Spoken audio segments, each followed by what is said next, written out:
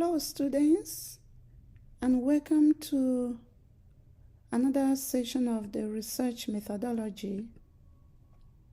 In our previous video, we examined different instruments used to measure variables.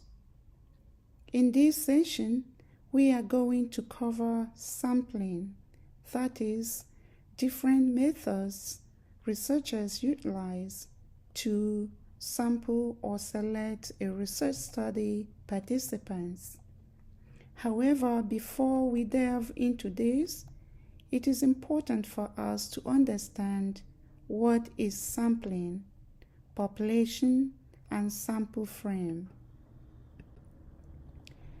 Looking at sampling, sampling is a method of selecting units from a specific population of interest for purpose of generalization. The theory of sampling is the logic of using methods to ensure that a sample drawn from a population are similar in all relevant characteristics. Population is a totality of persons or objects with which your research study is concerned. Sampling frame is composed of all the individual people or units you have selected from the population. Now we're going to move to different procedures of sampling or different types of sampling. The first one, we have two of them. The first one is probability sampling.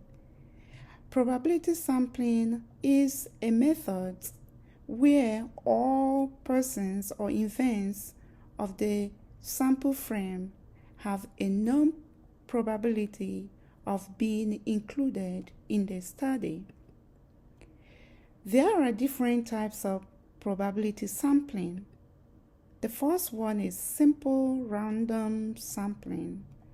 This is a procedure in which members of a sampling frame are selected at a time without a chance of being selected again until the desired sample size is obtained.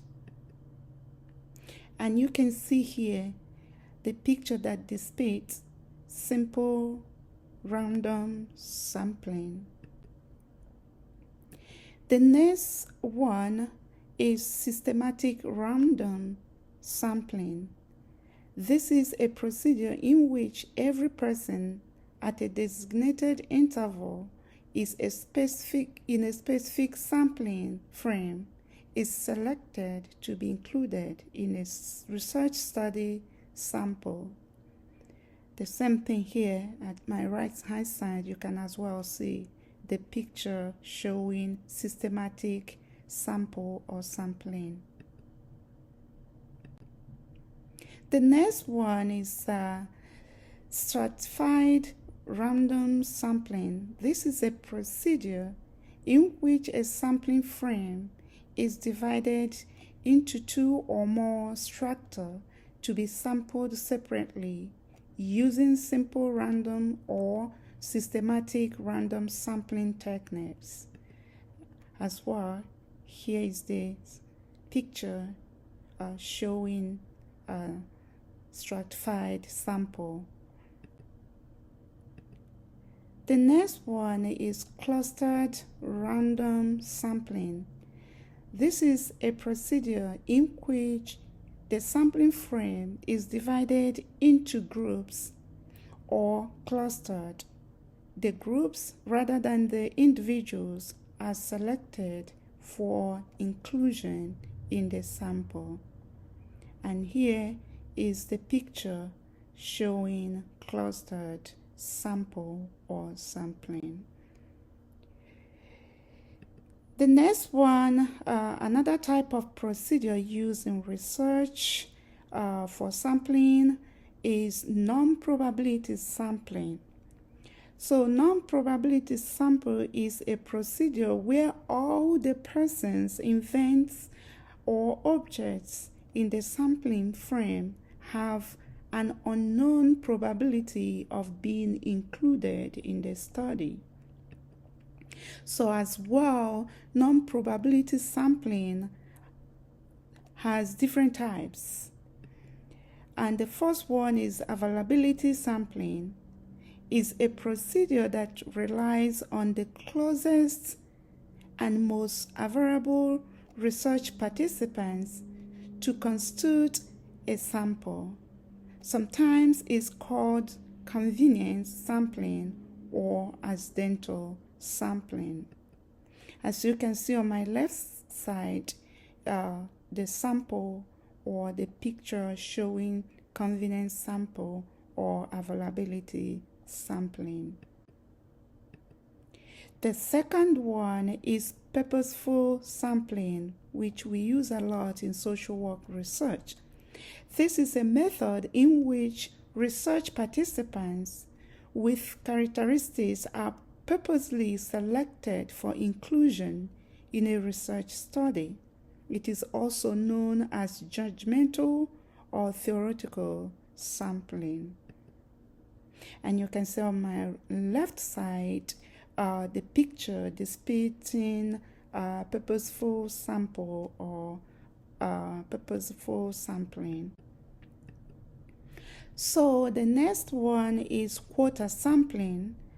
This is a procedure in which the relevant characteristics of the sampling frame are identified.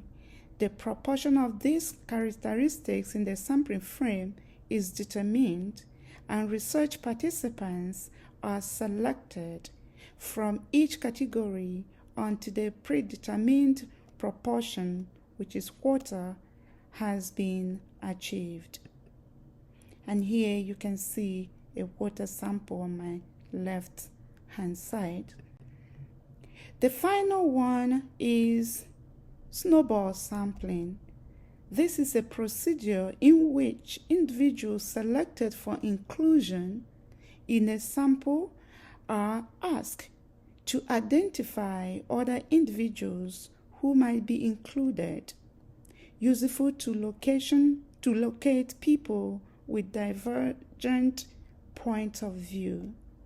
So all this method of sampling is important for us to understand which one are we using.